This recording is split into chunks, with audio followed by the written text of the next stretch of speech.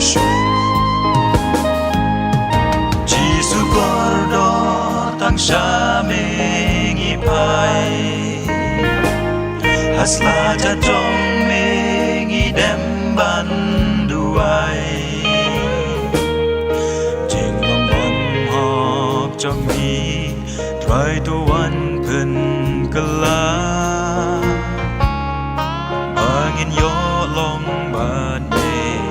baru sirta Kolok bait berkat la jing marway la kum nengin yai long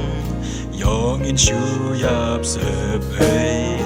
tungin ai ti shu play ya ki pop bun serta namar yang iu isnei padu kloi roban ba Jisu kordo tang shaming ipai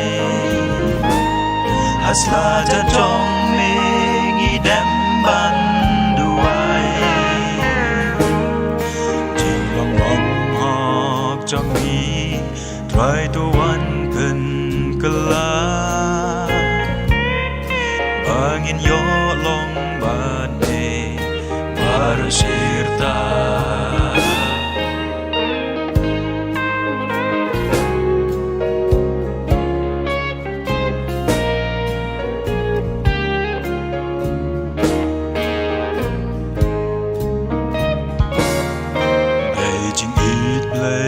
Bak rau mela id ya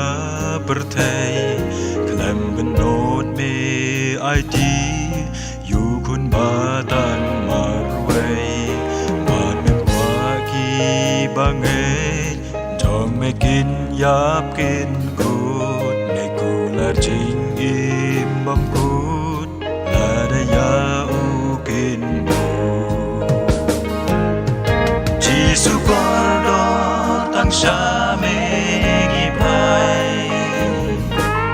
Hasla jajong ming idem banduai Jing long bom hok trong mi Try to one pen kala Bangin yo long ban me baru sirta Hajing yat lente Toya lam trayangi Topen yat rumame Ya jing iman kasmi Jisu kordo tang shaming ipai Hasla jajong ming idem banduai trong mi Try to one pen kala